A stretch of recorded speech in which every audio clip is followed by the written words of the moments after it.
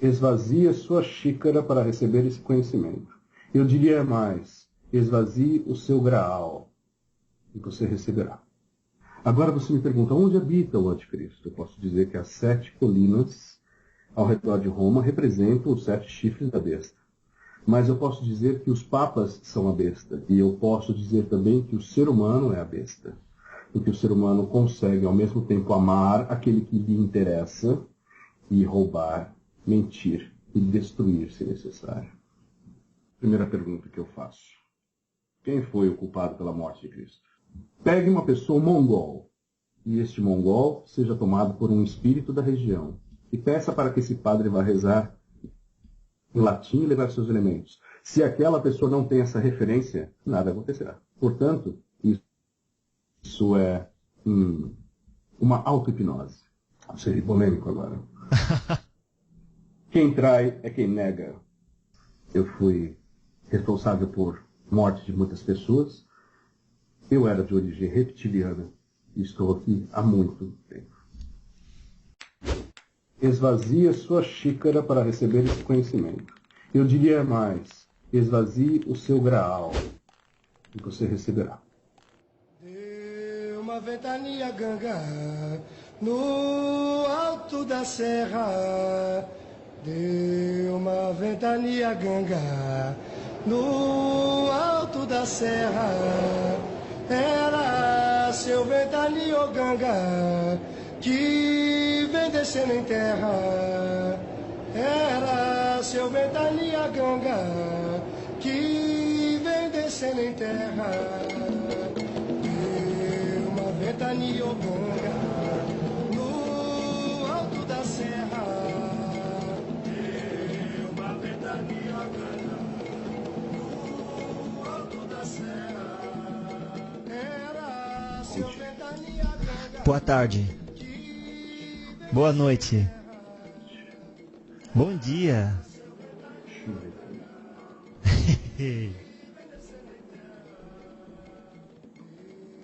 Qual é o assunto da noite hoje, meu jovem? Nós nos encontramos novamente para finalmente então tratarmos do Evangelho de Judas.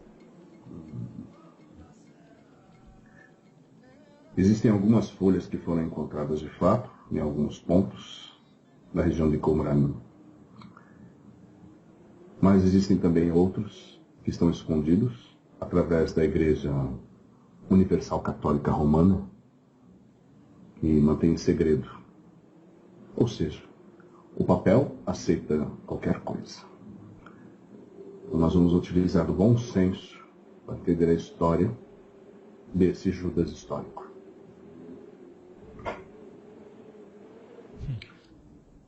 Pois A não. primeira pergunta que eu faço. Quem foi o culpado pela morte de Cristo? O culpado pela morte de Cristo.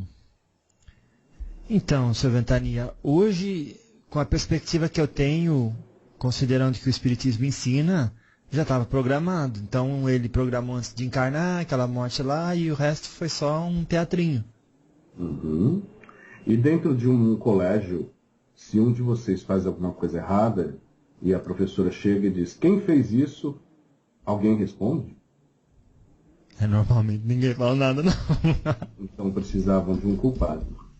Ou seja, o ser humano sempre precisa culpar alguém por alguma coisa. Muito bem. Estava tudo arquitetado. E essa pseudo-morte dele, pois não há ressurreição, foi narrada por muitos, creio que 12 evangelhos, e cada um diz uma coisa. Alguns tiveram alguma coincidência e muitos foram moldados.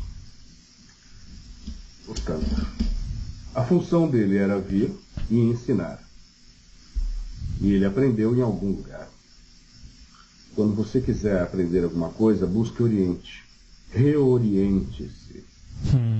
Então você aprenderá. Antes de falar sobre a morte dele, eu gostaria de falar sobre o sudário. o sudário de Turim. Muitos dizem que é falso. Uns dizem que é um pedaço de linho do século XIII.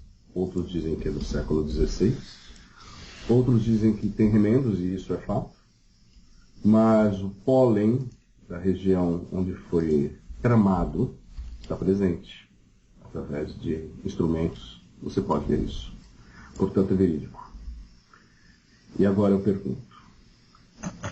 Após a sua retirada da cruz, ele foi levado por José de Arimateia e seus capatazes ao sepulcro, devidamente limpo com água quente, foi purificado com muito óleo, muita mirra, muito aloé, e então envolto naquele tecido. Agora eu pergunto, você já viu a foto desse tecido? Já, sim, senhor. Portanto, ele está com os braços cruzados à frente, no abdômen. E está escrito que nenhum osso foi quebrado. E se ele estava na cruz, quando uma pessoa morre, ocorre um fenômeno chamado rigor mortis, e a pessoa fica na posição que ela morreu. Ou seja, o defunto teria sido retirado com os braços abertos.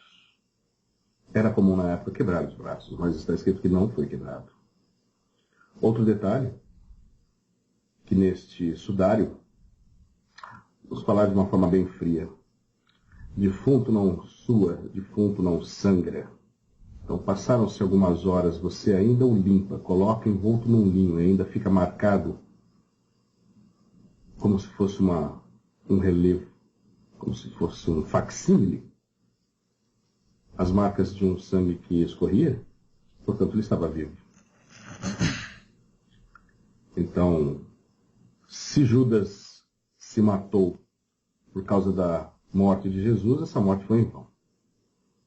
Agora vamos a Judas. O nome Judas é um nome nacional, digamos assim. Assim como Ítalo, Franco, Germano, ele traz o peso da sua nação. E este mesmo Judas era a favor de uma Judéia livre de Roma, conhecedor do judaísmo, muito crente em sua fé e um sicário. O que é sícar? Sícar é faca. Era normal na época que homens surgissem no meio da multidão e cortassem a jugular dos romanos. Isso desaparecia. E eles desapareciam. Tomadas as devidas proporções, isso seria um terrorismo da época. Então as pessoas tinham medo dos sicários. Digo, as pessoas romanas. Pois bem, alguém forneceu esses sícaros. E Jesus possuía em seu séquito 2 homens que eram portadores da faca. Um era Simão e o outro era Judas. Portanto, eles estavam preparados a qualquer momento, inclusive para a batalha. Mesmo que em pequena proporção. Muito bem. Um bom judeu jamais dependura-se. É a morte mais humilhante para um judeu. Portanto, ele não se enforcou. Dos 4 evangelhos, um diz que ele se enforcou e o outro diz que ele se jogou de cima de um penhasco e suas entranhas se espalharam pela terra. Sendo que eles têm que ser facsímile de um do outro, e sendo que dos 4, 2 trazem uma informação, portanto, nós temos uma meia-verdade. Ele não se mataria. A outra questão foi quando ele foi chamado ao Sinédrio para conversar com os sacerdotes que desejavam a saída de Jesus de Jerusalém. Por quê? Roma permitia o culto dos judeus, sua religião, tolerava, desde que ninguém assumisse o posto de rei, pois rei somente César poderia ser. Quando Jesus entra num domingo de Ramos, sentado em um jumento, e as pessoas o ovacionam com ramos jogando à frente de seu caminho, estava dado o alerta para Roma. Existe um homem que se diz rei dos judeus. A norma é: não permitam um rei ou vocês padecerão. Judas é chamado pelos sacerdotes para tentar negociar a saída de Jesus de Jerusalém. E, na época, o que era um sacerdote? O sacerdote, na época, era o equivalente a um político de hoje. Ele era muito rico, ele tinha negócios em volta do templo. Eles eram donos das barracas, os vendilhões do templo. Eles eram responsáveis por todo o comércio. Eles enriqueciam e eram os sacerdotes. E isso se repetirá em muitas igrejas no futuro. Tentaram negociar com 30 denários. Judas não necessitava aceitar esses 30 denários, pois ele era o tesoureiro do grupo. Ele não precisava disso. Ele recusou e os 30 denários foram jogados ao chão. Dinheiro maldito. Quando Judas dirigiu-se ao jardim de Getsemane para informar a Jesus sobre a traição, os guardas já o seguiam. E naquele momento, Jesus foi preso. Todos ficaram desesperados. Inclusive, Pedro, desesperando-se, foi o primeiro a desaparecer na multidão, inclusive depois do julgamento. E o galo cantou e ele negou. E ele se tornou depois o primeiro Papa. Acaso Jesus deixou um Papa na Terra? Não, senhor. Portanto, ele não deixou descendentes. Roubaram suas palavras e formaram a Igreja Universal Católica. Os muitos não sabem o que significa católico. E aquilo se tornaria obrigatório, aquela crença. E ai daquele que não fosse. Portanto, Judas, vendo aquele entreveiro no julgamento injusto, ele partiu para uma fortaleza essênia. E Jesus também era essênio. E José de Arimateia também era essênio. E um dos soldados também era essênio. Portanto, ele ficou até alta idade escrevendo, meditando e orando. Não pense que os apóstolos não tinham suas esposas. Eles tinham. Pedro não tinha. Judas tinha. Nessa época deixou uma mulher grávida, aguardando uma criança de nome Benjamim. Assim como, pela tradição, dizem que uma menina vinda do Egito, escrava, foi cuidada por José de Arimateia, pois ela cuidava da família de Jesus, e ela foi mandada ao mar e sobreviveu e chegou a Gália em sua época. Uma menina de nome Sara. Se você deseja a perfeição de um animal, um cavalo, por exemplo, um cavalo selvagem, de que forma você vai melhorar a sua raça? Transformá-lo num mangalaga? Misturas genéticas. Pois isso foi o que ocorreu. Até 100 gerações após os filhos de Sara, no período de iluminismo, as pessoas ainda tinham em seu código genético a presença do sangue sagrado dele. Portanto, o sangue deixado na cruz, ou que foi gravado no sudário, não são sagrados, e sim a energia positiva elevada de amor, paz, união, que trazia em sua existência. Pois Jesus era um ser que veio muito anteriormente à criação deste mundo. Espírito muito antigo. Com todas essas histórias de que Judas é culpado, é simplesmente para que o povo não se culpe, pois precisam de um ladrão, precisam de um culpado. A igreja podia criar todas as suas versões e sempre procurando um ladrão, mas veja bem, eu não havia revelado ainda, mas eu estive na época. Eu vivi na Galileia. Eu fui um comerciante do mar de Tiberíades. Tinha contato com André, Maria de Magdala. E certa vez até recebi Judas em minha casa por uma noite.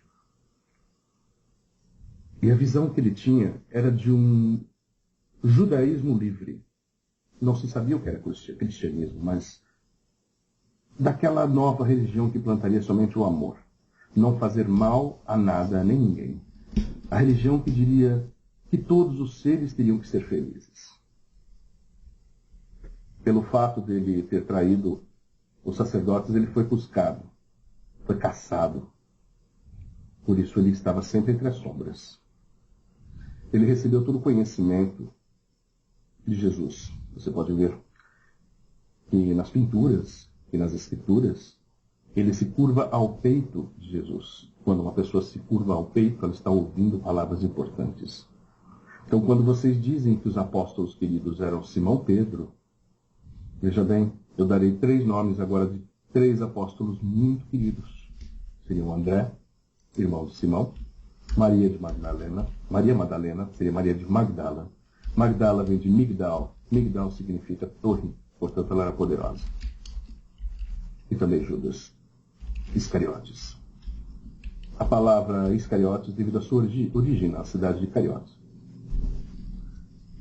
Portanto, eles formavam um grupo inicial e discutiam sobre os assuntos mais importantes do que no futuro seria uma cristandade.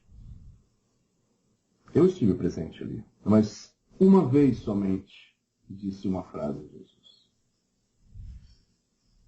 E outra coisa que eu gostaria de deixar bem claro.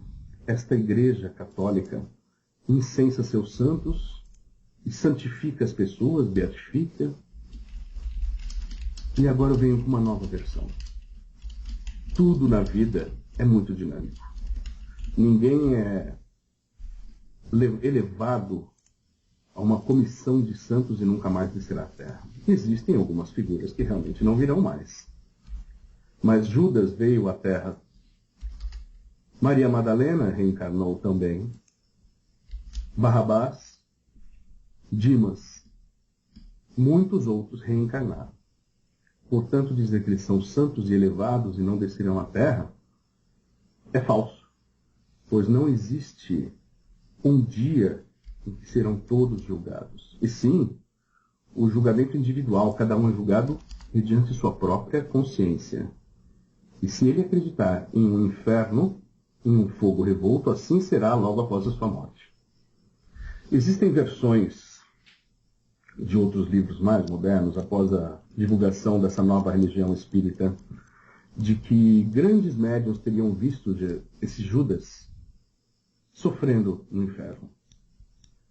Então agora eu digo, existem muitos médiuns que foram beber nas fontes da Santa Madre Igreja antes de tornarem-se espíritas.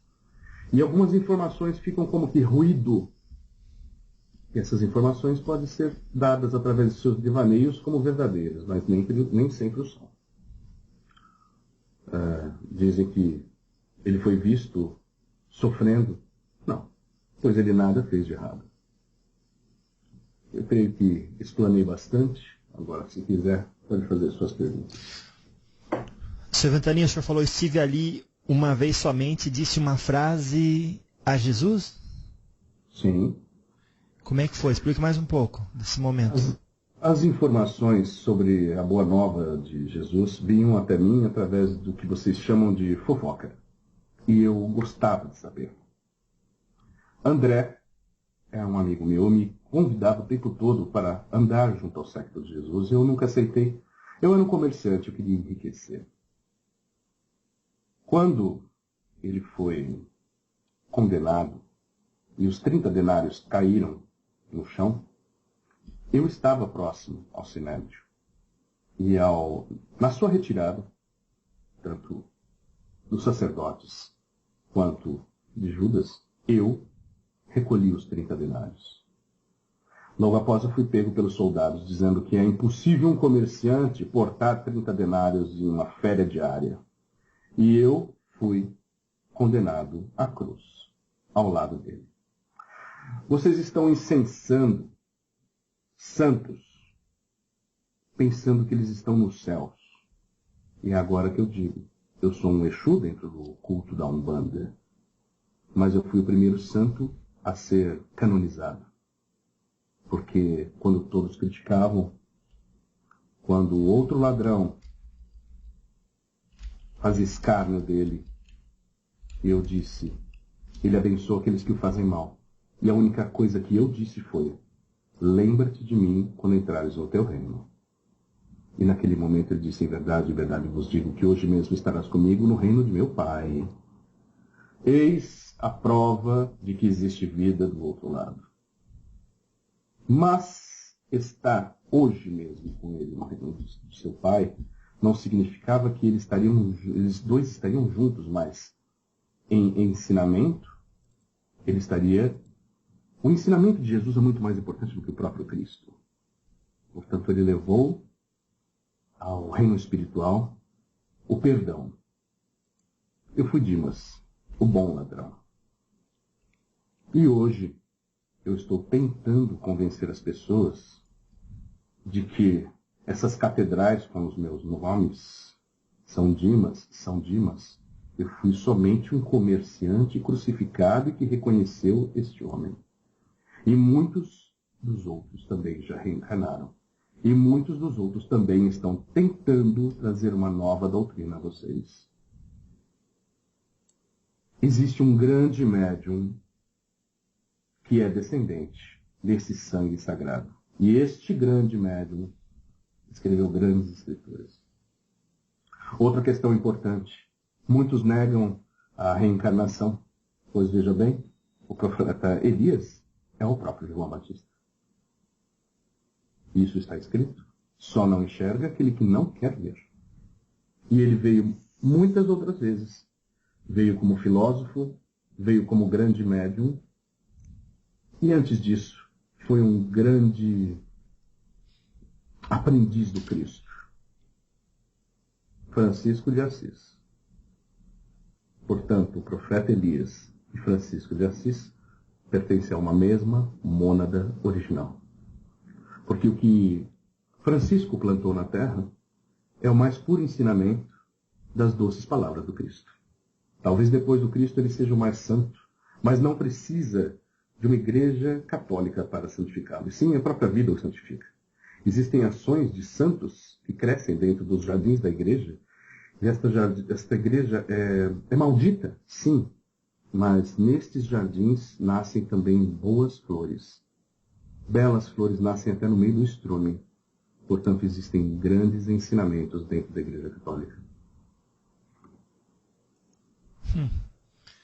Quanto ao momento onde Judas recebeu o dinheiro, alguns dizem que para ele foi um momento sentimental onde ele tinha acabado de perder a mãe, quem ele gostaria de ter apresentado para Jesus. E não conseguiu, e ele estava revoltado porque Jesus não queria se tornar o rei, tinha condições, e daí Caifás falou com ele e disse, se você for lá e convencer ele, tem um dinheiro aqui para você dar um bom enterro para sua mãe, mas também se você convencer ele, eu vou estar do lado de vocês e a gente vai conseguir livrar-nos de Roma. O que o senhor tem a dizer a respeito disso? Você sabe dos 40 dias de tentação que Jesus passava no deserto? No deserto. A mesma coisa acontecia com Judas. Ele sofria pela morte da mãe, sim. Ele sofria por muitas perdas. E ele sofria porque ele sabia que dentro daquele ambiente ele não poderia criar o seu primogênito. E sua esposa estava grávida. Ele poderia ser facilmente comprado, mas por que ser comprado se ele era o responsável pela bolsa comum? Ele não necessitava daquele dinheiro. E fala-se tanto em 30 denários, simplesmente para explicar, talvez novamente, uma profecia de Zacarias. Dizem que ele foi vendido por 30 denários. Pois agora eu pergunto, por quantos milhões de denários vocês vendem Jesus todos os dias através de suas cruzes, santinhos, bíblias, através de... Eu vejo que vocês fazem divulgações através de meios que não existiam no passado. Vocês vendem, inclusive, um reino nos céus. Então vocês vendem Jesus diariamente por milhões de denários. Então 30 denários não era nada. Para mim, sim. Eu era um comerciante. Creio que mereci minha pena. Mas pelo meu reconhecimento, eu também aprendi naquele momento no leio.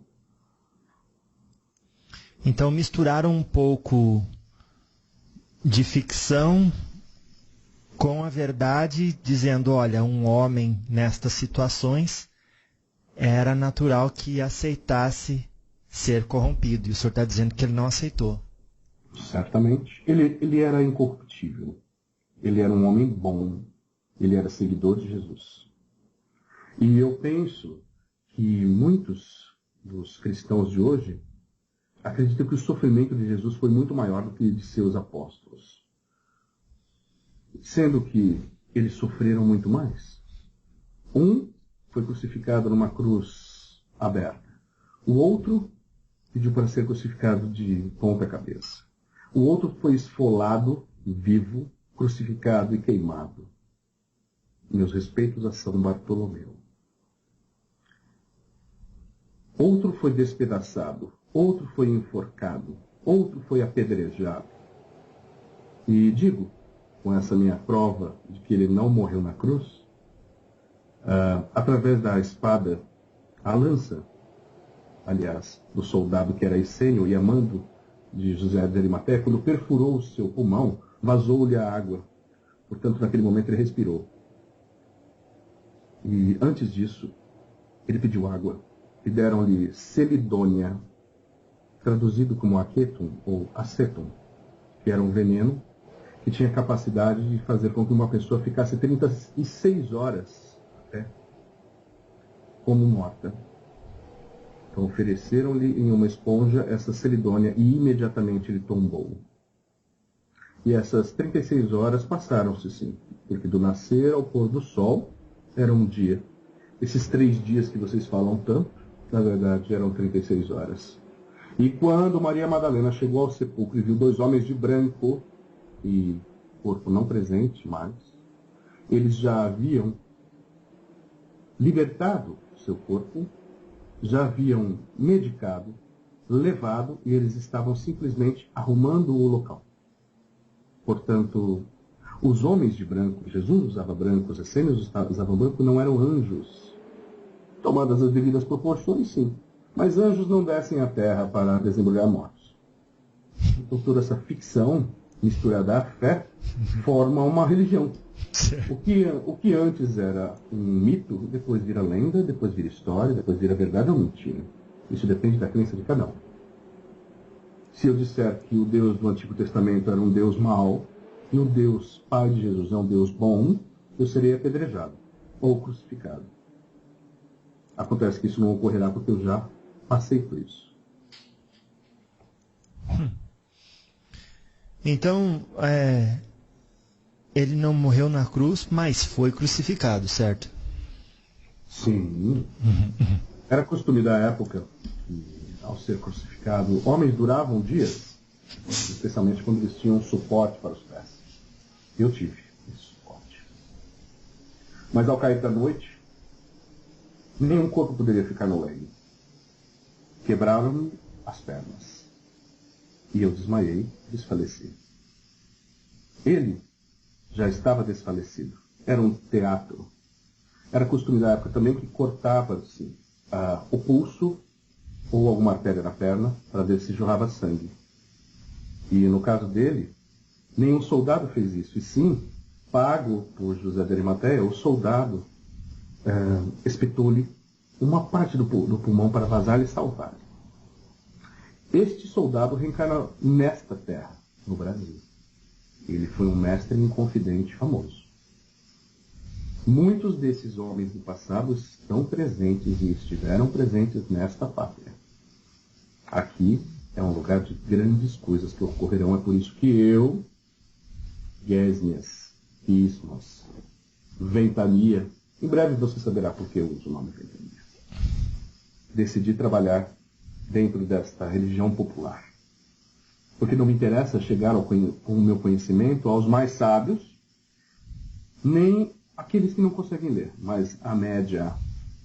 E se a média, que é a maioria, conseguir entender minhas palavras e deixar o ódio para trás, conseguir equilibrar o amor e a razão, então meu trabalho será realizado e estará cumprido. Então, quando ele foi colocado, por que ele foi colocado em uma tumba ou catacumba se ele estava apenas sob o efeito da droga? Porque todos os homens precisavam saber que ele estava morto. Era um teatro. Todos espalharam-se. Os próprios... Eu sou conhecido porque eu tinha um galo.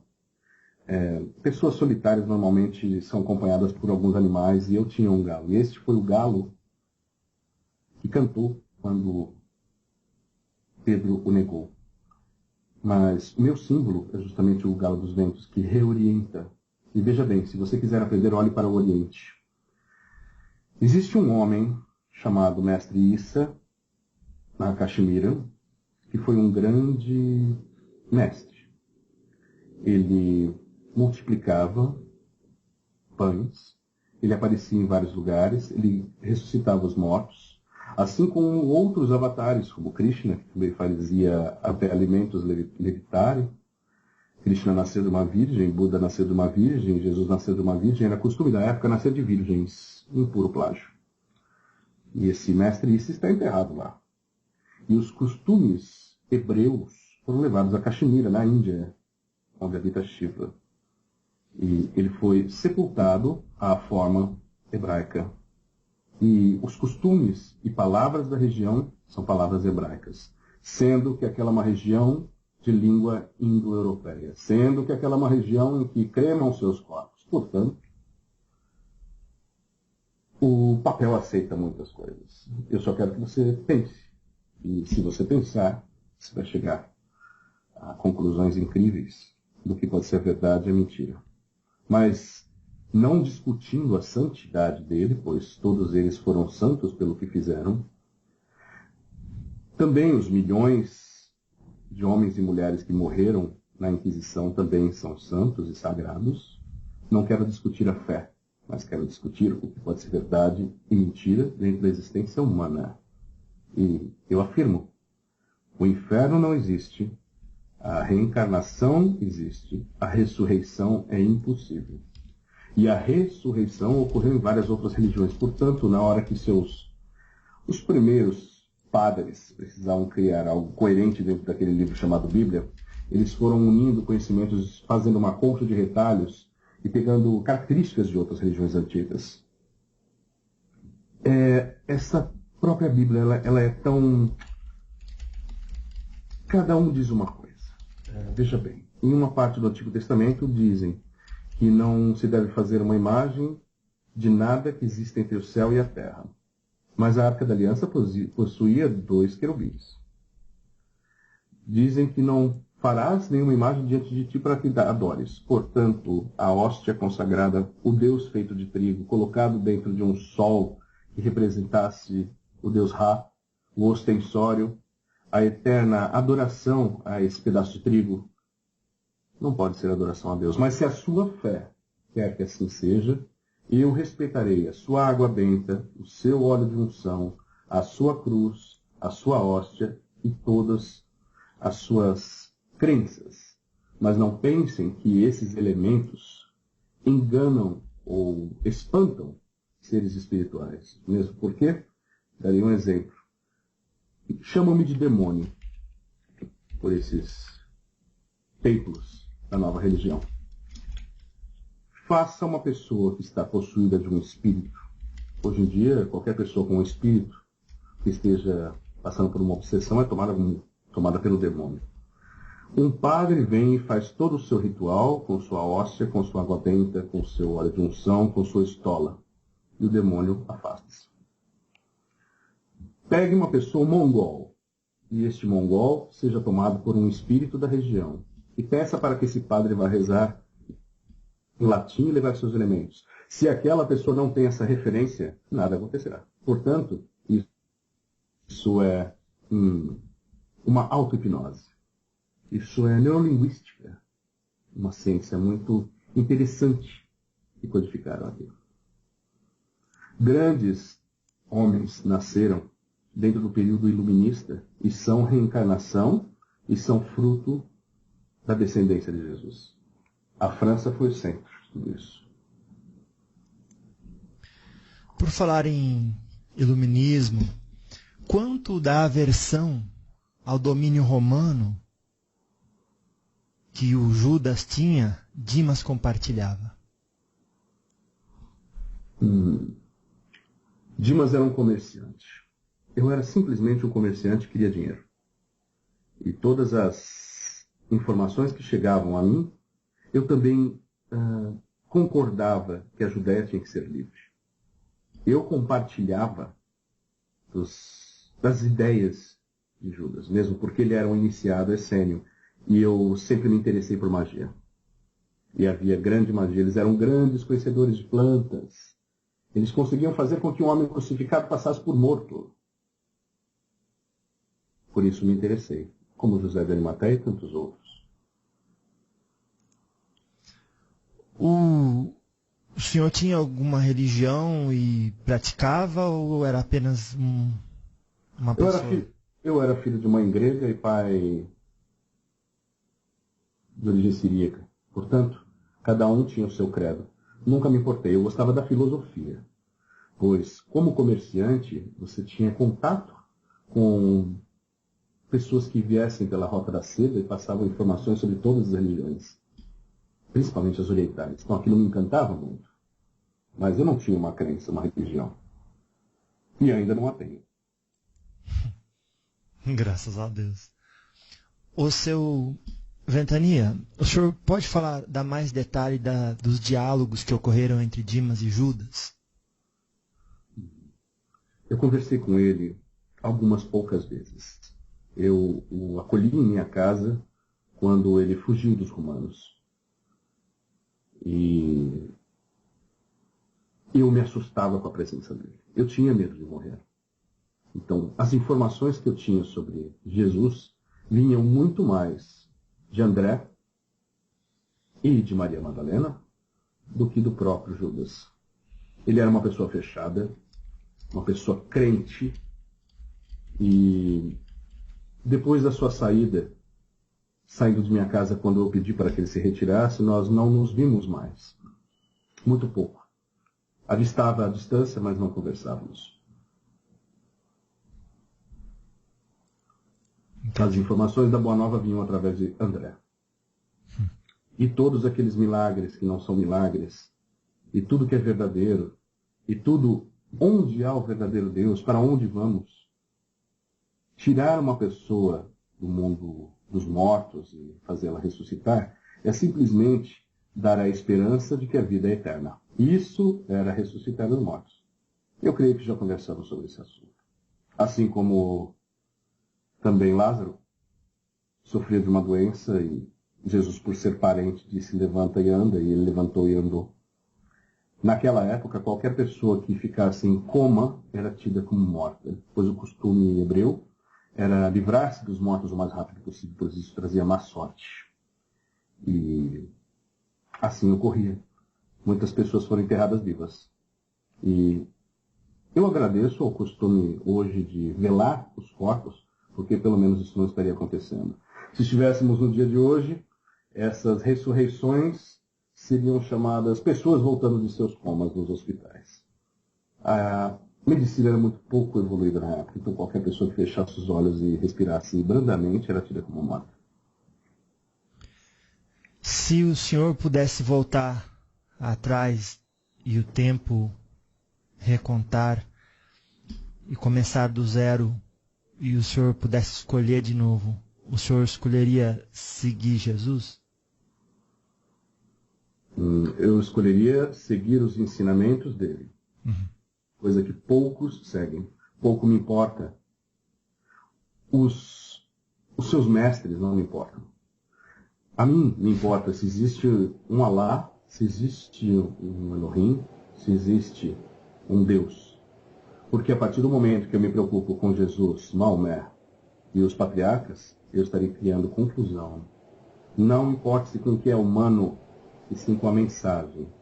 Procure o que é igual, o que é semelhante, onde você encontre paz, amor e união. O ser humano gosta de destruir.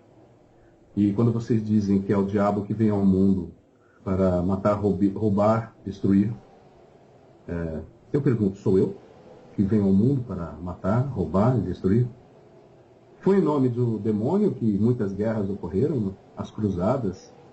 Foi em nome do diabo que...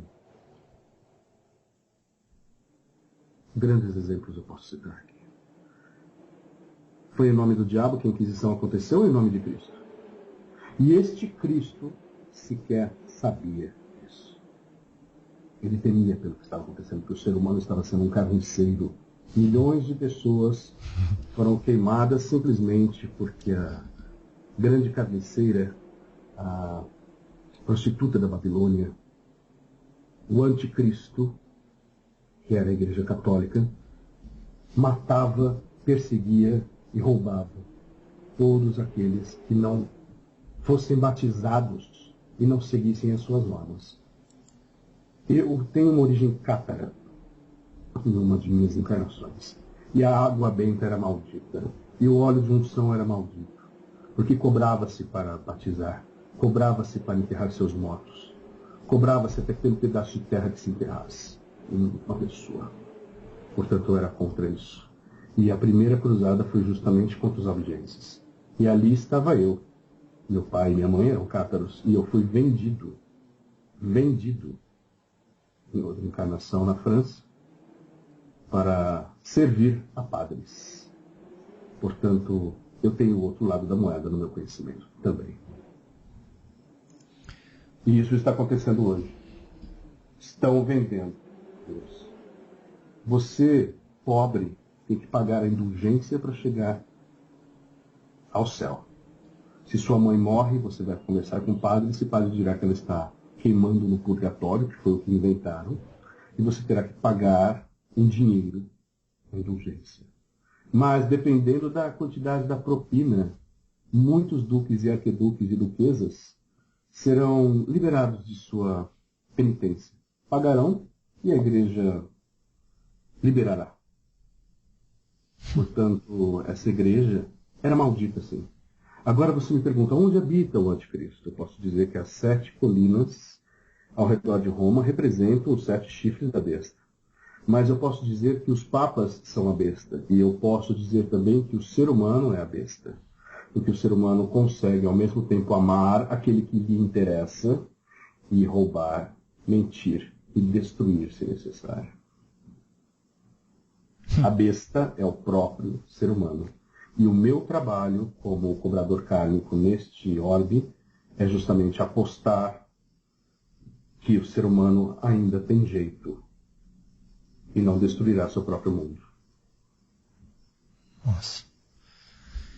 Dizem que depois que morremos e até antes de voltar para o Evangelho de Judas e começar, gostaria de esclarecer isso com o senhor. Dizem que se morrem 10 pessoas no mesmo momento, por conta da vibração conquistada, cada uma encontra uma realidade no além-túmulo. Como que foi com o senhor naquele momento de passagem? A sua realidade, do outro lado, essa matriz de controle ocorre mediante o que você gravou em seu perispírito. Portanto, se você crê no inferno, você vai para o inferno. E eu fiquei, digamos, para agradar os irmãos das igrejas cristãs nos seios de Abraão. E para agradar os espíritas, eu fiquei em tratamento até o tempo necessário para voltar. Eu voltei à minha nave, porque se vocês não sabem, ninguém é daqui. E eu vim a esse mundo há 16 mil anos junto com os ventos de Ori, que são os espíritos que reencarnaram aqui, a partir de guerras que ocorreram em Orion, onde muitos mundos foram destruídos e onde o bem e o mal eram rivais. E houve a proposta em uma federação de que era possível um Neandertal ser engendrado por espíritos que o fizessem evoluir e conseguir equilibrar o amor e a razão. E é por isso que eu estou aqui. Eu fui um comandante de frota. Eu fui responsável por morte de muitas pessoas. Eu era de origem reptiliana e estou aqui há muito tempo. Então, o senhor não foi para o umbral? Porque se foi preso como ladrão, fez coisa errada, ué. Errado para as pessoas. Eu não estava errado. Eu simplesmente recolhi aquilo que era sagrado para mim, era o dinheiro, mas eu nunca fiz mal a ninguém. Eu nunca roubei, matei ou destruí. Eu coletei algumas moedas. Eu nunca fiz nada de errado. Eu era um comerciante justo. Veja bem, no dia da última ceia, eu tinha interesse também em vender o cordeiro pascal e não consegui vender. Eu era um comerciante. E acaso eu tenho que ir ao umbral porque eu era um comerciante? Não. Essa era a minha função. Essa era a minha função. E sobre a última ceia, quando ele diz, um de vocês vai me trair, por que tanto se fala dessa passagem? Existiu realmente? Seria polêmico agora. Quem trai é quem nega. A Igreja Universal Católica cresceu em cima de um Papa e criaram o mito de que Pedro seria o primeiro Papa. A representação dele é a cruz invertida. Quando vocês veem essas religiões satânicas utilizando a cruz invertida como escárnio a Jesus, saiba que não é contra ele, sim contra a Igreja Católica. Portanto, quem traiu foi o homem que utilizou o nome de Pedro. Não quero nem cobrar essa indulgência de Pedro. Mas foi o homem que o traiu. Então, se hoje alguém me trairá, e se alguém, faça o seguinte, aponte para você mesmo. Você está traindo Jesus agora, neste momento, em cada momento que você está matando, roubando, destruindo, estuprando, tratando com preconceito, humilhando, discriminando. Não é, aquilo é repetitivo. Não é na ceia que aquilo, um homem me trairá hoje. Sim, homens o trairão hoje, ad eternum, até que melhorem como seres humanos. Ele sabia o que ia acontecer. Judas simplesmente queria retirá-lo da região. Não houve traição. Então ele não falou que um de vocês vai me trair. Sim, ele disse. De forma figurada, um de vocês me trairá. E pegue esses 12 apóstolos, eu prefiro dizer 13 porque sua esposa também era, representam as 12 tribos de Israel e representam os seres humanos, cada um com suas qualidades e defeitos. Portanto, aquilo era figurado. E se hoje mesmo ele não é literal, como foi dito, hoje mesmo estarás comigo na casa do meu pai. Eu não desencarnei e cheguei num céu com leões e girafas e uvas e crianças brincando. Não, fui viver a minha realidade. Então, portanto, tudo aquilo é alegoria. Hoje mesmo estão traindo Jesus. Hoje mesmo estão vendendo Jesus. E é desta roda de samsara que as religiões modernas e espiritualistas estão tentando tirar o ser humano. Pois a tendência do ser humano é ser fanático. E o fanatismo mata a gente. Então o senhor disse que não seguiria o homem, mas procuraria seguir e ter a compreensão do que ele estava ensinando. O que tanto ele ensinou que o senhor não ouviu, que o senhor gostaria de ter ouvido, e se voltasse, ouviria hoje? Amar a Deus sobre todas as coisas, porque eu amava o dinheiro sobre todas as coisas. Não tomar seu santo nome em vão, porque eu acreditava também em deuses da minha mãe, em deuses antigos do meu pai. talvez não seguir aquela vida pusilânime que eu vivia, e ser mais simples, pois as palavras dele eram muito simples e de muito fácil entendimento. Tirar a cegueira de um cego não significa fazer com que ele enxergue, sim com que ele enxergue que existe uma vida eterna, que ele está naquele momento simplesmente pagando por algo que ele fez e que é necessário para a purificação do seu espírito.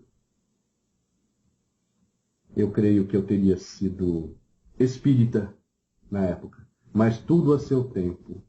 O espiritismo, o espiritualismo, o contato com seres viajantes, intraterrenos, extraterrenos, ocorre na hora certa. Enquanto vocês não forem merecedores, isso não ocorrerá. E na época, isso acontecia. Você olhava para o céu e via uma miríade de, como se fossem luas, passando pelo céu, como que monitorando o que acontecia. Dizem que logo depois da morte dos 3 no Gólgota, grande ventania se fez. Então revela agora naves que se aproximaram e vieram recolher em espírito a mim, por exemplo.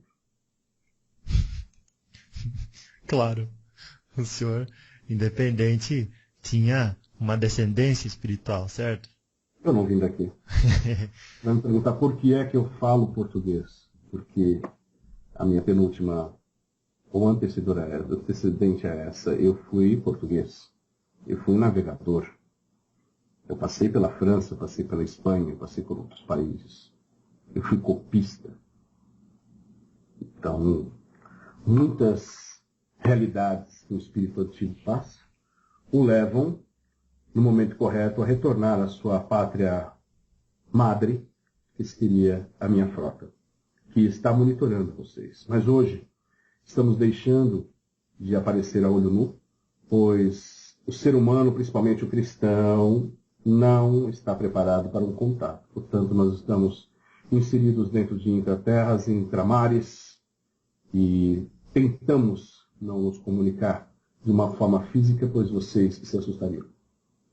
A minha forma não é bela. Minha forma é reptiliana.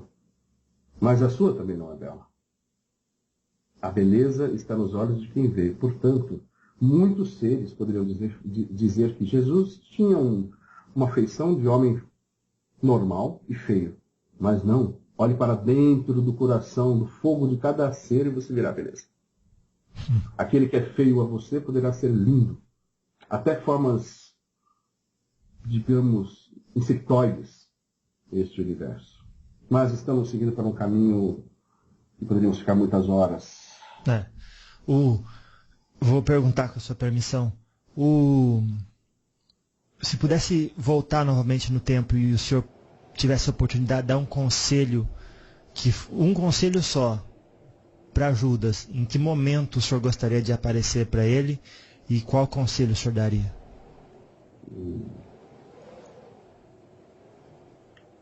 Seja sempre o gnu do meio. Não saia às aforas. Não mostre demais a sua cara. Mas naquele momento era necessário que aquilo ocorresse. Mas ele não deveria enfrentar, porque Jesus já tinha decidido o que ia acontecer. Portanto, não adianta. Uma vez decidido, não há como desobedecer. O pecado é desobedecer. Portanto, deixasse que se cumprisse. Mas ele se arrependeu, porque ficou muitos anos dentro de uma fortaleza essênia, morreu com mais de 70 anos, não conheceu seu próprio filho. Então, aí veio o arrependimento. Mas, durante o tempo que ele o seguiu, ele foi um bom seguidor. E defendeu, com unhas e dentes, o Nazareu. O senhor falou que ele não aceitou o dinheiro e foi lá para falar para Jesus que estavam tramando uma traição. Sim. Entendi direito? Sim, ele não precisava do dinheiro. Então ele não participou de traição nenhuma. Não, ele participou de negociação. Ele foi chamado pelos sacerdotes. Pois existia uma fortaleza Antônia que a qualquer momento poderia crucificar 3.000 judeus no mesmo dia, como já ocorreu. Então o medo dos sacerdotes era perder seus comércios que infestavam a área do templo, deixar de ganhar seus lucros, pois ali já não vendiam Jesus, mas vendiam o Deus antigo, vendiam pombos. Era um fedor insuportável a área do templo. Portanto, ele foi negociar e eles queriam uma coisa em que não havia como ser obedecido, mas ameaçaram de morte e ele correu para avisar, mas não teve jeito porque já estava escrito. Marque tudo. Mas veja bem, não houve uma morte, mas uma transmigração. Quando dizem que ele ascendeu aos céus depois de dias, eu digo que ele seguiu um caminho, subiu uma colina que possuía uma névoa e ele foi levemente desaparecendo nessa névoa. Não existem carruagens de fogo com cavalos de fogo que vêm buscar ninguém em corpo e alma. Ele foi um homem comum e seguiu na rota da seda. Ele não foi reconhecido pelos seus. Por isso ele se recolheu durante os últimos anos de sua vida, e Maria também, e seus irmãos, com exceção de 2, foram levados ao Oriente. Permaneceram em Éfeso durante algum tempo, mas depois seguiram para Srinagar. Ué, o senhor está dizendo que, bom, como não foi uma morte, né, porque foi a bebida que paralisou o sistema dele e fez aparecer que ele aparentar que ele estava morto, então ele não morreu. Daí então, depois de 36 horas, ele voltou a viver. E aí ele continuou, foi viajar e não foi reconhecido. É isso? Ele foi tratado dentro da fortaleza de Jericó. Depois ele seguiu para Damasco. Anos depois, em um ritual essênio, o próprio apóstolo Paulo o viu. Ele viu em carne e osso. Pois havia tomado uma bebida tão próxima desta celidônia que o fez ficar cego, e muitas plantas psicoativas deixam cego por alguns dias, ou até para sempre. E por isso tanta mudança naquele homem que era vil, que matava cristãos. Portanto, eles se viram, sim. Depois ele seguiu de Damasco para o Oriente, ensinando o que aprendeu entre os monges budistas. Esse Jesus. Sim. Isso, esse mesmo Jesus. Vocês precisam de um homem que ressuscite? Muito bem, eu vou lhe dar. Ganesh ressuscitou. Osíris ressuscitou. Odin ressuscitou. É normal para o crente esperar que o Deus dele seja melhor que o dos outros. E eles esperam uma ressurreição. É tudo plágio.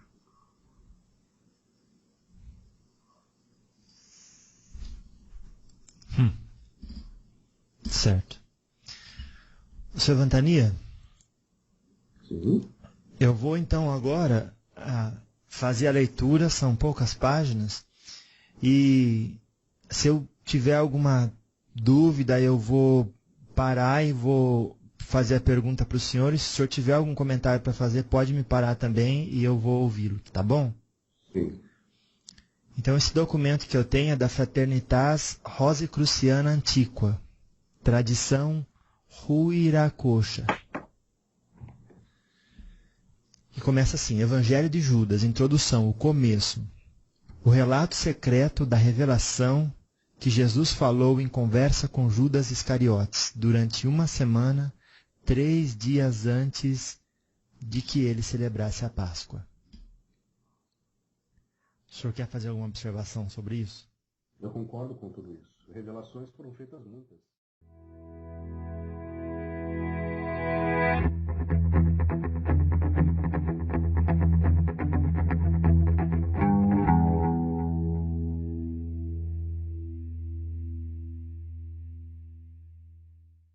Seria polêmico agora. Quem foi o culpado pela morte de Cristo? Quem trai é quem nega. Agora você me pergunta, onde habita o anticristo? Eu posso dizer que as 7 colinas ao redor de Roma representam os 7 chifres da besta. Mas eu posso dizer que os papas são a besta. E eu posso dizer também que o ser humano é a besta. Porque o ser humano consegue ao mesmo tempo amar aquele que lhe interessa e roubar, mentir e destruir se necessário.